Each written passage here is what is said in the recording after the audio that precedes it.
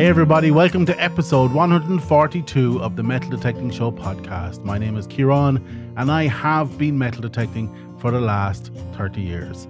This week we chat about why you shouldn't get into the hobby of metal detecting. So let's get on with the show.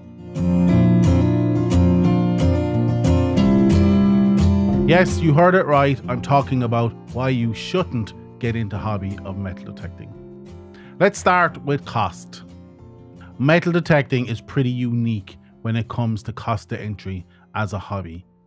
There is no doubt in my mind that you can't get into metal detecting for less than a few $100. Now, I'm not getting into how you can do it for cheap, but to be successful, I don't believe you can get into the hobby for less than a few $100. This compared to several other hobbies. Say, for example, photography. You can get into photography using your mobile phone. Now, saying you have a mobile phone, I'm disregarding the cost of the mobile phone, but you can get into photography using your mobile phone. You can also use your mobile phone to start a podcast, for example. A lot of people do start their podcasts with mobile phones. Now, you can get into scuba diving by renting equipment. You know, there is a cost there, but the initial outlay for metal detecting can be significant. And it really depends to what level you want to take that first step with. So that's one of the first barriers to metal detecting. So if you're thinking about getting involved in metal detecting, remember that it can cost a few $100 to get involved. The next barrier to entry to metal detecting may be the law of the land or the law of the country that you're in. Like Ireland, it's pretty prohibitive here in Ireland. You know, we can detect on land that we have permission on, as providing there's no archaeological detail there. But generally in the main, people stick to beaches and fields that they have permission on, and maybe some parks and stuff. But that could be a huge step for you to overcome when you're starting the hobby of metal detecting. So if you're about to start the hobby, check the law of the land in your country. You may not even be allowed to own a metal detector there. So that's why you won't want to get into the hobby of metal detecting, because you're simply not allowed to do it in your country. Another reason you might not want to get into the hobby of metal detecting is public perception. If you've listened to the podcast long enough, you would have heard me talk about archaeologists and sometimes about the public's perception of a metal detectorist. There is no doubt when you go hunting on a beach or a populated area that there is eyes upon you, and you do court the public's attention when you're out hunting. That's why a lot of metal detectorists go out early in the morning when there's nobody about, and you may want to do that yourself. God forbid you incur the wrath of a passing by archaeologist that has an old style view of metal detecting, because potentially you will be a victim of a public tirade from somebody like that. I have been there myself, and maybe you're not comfortable with that when starting out in metal detecting. But if you are, you need to prepare yourself for the fact that that may happen to you. So you may feel the public is against you a little bit.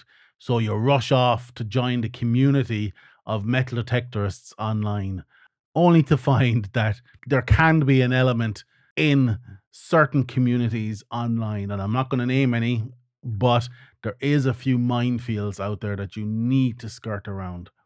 One I will always recommend somebody to start with is the Friendly Metal Detecting Forum.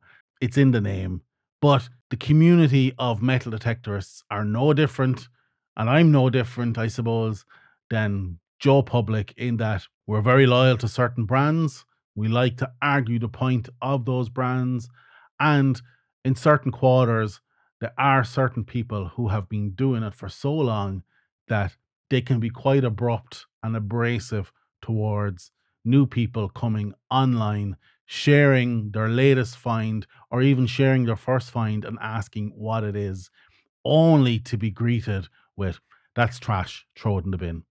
Now, if everybody just took a moment to realize and to understand and to go back to when they first started out and they did not know their arse from their elbow, and everything you dug up out of the ground was, what is this? Is this important? Is this worth anything? Should I be careful with this? maybe this is something that's tied to some local history, even though all it is a bit of iron slag or something like that. I've been there myself. I posted up pictures and only to be greeted with, so that's trash. Or even like that story I told previously where I was doing an experiment around using a laser to clean a modern, well, a decimal coin, pre-euro decimal coin, only to be greeted with, sure, you might as well have taken a grinder to that. This sort of attitude, that's something that you may witness as a new person coming into the hobby in metal detecting. And because of this, you may not want to join the hobby of metal detecting. And realistically, if you ask me, that's just another form of bullying online, and people need to cop themselves on if they feel so aggrieved by somebody's pictures online. And God forbid you ask somebody what's the best brand of metal detector to buy. Oh, that is a spicy meatball for you to throw into a forum and watch it implode upon itself as hundreds and hundreds of people will pile in like zombies in a zombie movie saying, "Oh, I bought this one, so this one must be best." When in fact, every detector should be picked to be best suited for what type of detecting you are doing. Don't just pick a detector because everybody else has one, and stick by your guns in that logic. The next major factor that you may need to consider when metal detecting is expectation.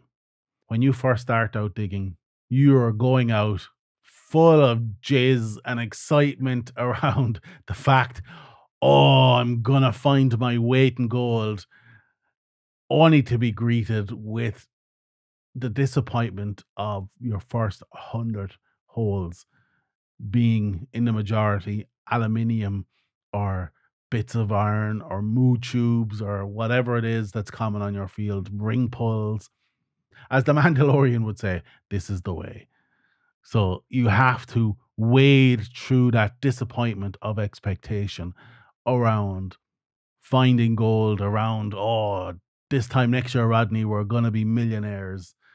You really do need to set your expectation for those first 3, maybe 6 hunts that you are not going to find anything till you fully learn your detector, unless you get super lucky and unless you're one of those people that we all hate to hear and the headline we all hate to see. Metal detectorists finds gold hoard on first outing with new metal detector. Ah, drive you crazy.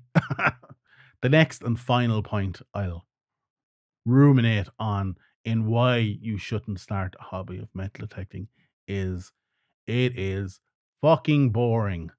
Metal detecting is fucking boring. Excuse my language. And no, I am not having a nervous breakdown here. But in the main, metal detecting is and can be boring because it is so broad. It is wide in the things you can find. And that can be a problem. And what I mean here is you have Dan down the local club who loves fibulas. What the fuck is a fibula? Anyways, who loves fibulas. And all Dan wants to talk about and find is fibulas. Oh, all I want to do is go beach detecting, and there's no history in that. Now, I am dipping into the history side of things, but it is a niche hobby, but it is so broad in its range of what you can do in the hobby. And what you may find interesting in hunting for, I can guarantee 9 out of 10 other detectors will find boring. And that's what I mean. It can be boring to get stuck in a corner talking to someone who all they ever want to talk about is ring pulls or pipe stems or, you know, Celtic coins or stuff like this, it is what it is, and I think one of the main things that you starting out as a metal detectorist needs to understand is you are not going to be interested in any of this stuff till you find one yourself. And when you find one, all those problems disappear. It is the best feeling in the world, even with your first find. If your first find is a 2p, a pre-decimal 2p, or a half shilling, or even, God forbid, a silver coin or a hammered coin, You will be hooked from that moment on. For all its failings and all its faults, metal detecting can be the most rewarding and educational of hobbies out there. You can travel the world with it. You can investigate history from 3500 BC all the way to present day. You can get rich from it. It can be a hobby that pays for itself. And ultimately, it is absolutely and 100% a super beneficial and healthy hobby for you to get involved in. You know, I see a lot of videos online of people telling you, oh, why you shouldn't get into this and why you shouldn't do this. But, you know, I wanted to sort of call out the whys you shouldn't get into metal detecting, but ultimately the why you should, because none of that stuff matters in the end of the day, because it all gets wiped away by a tidal wave of passion and enthusiasm once you get that first find. But the journey to that first find is absolutely torturous. So that's it for this week, guys. Like and subscribe. Check us out on all social media platforms. If you don't like how I sound, you can always have a look at me on YouTube. And if you're on YouTube watching me and you don't like how I look, you can always go over to the podcast directory of your choice and check me out there and listen to my dulcet tones as I sweet talk you from the microphone. And that's it, guys. Talk to you all next week. Get out there. Good luck and happy hunting.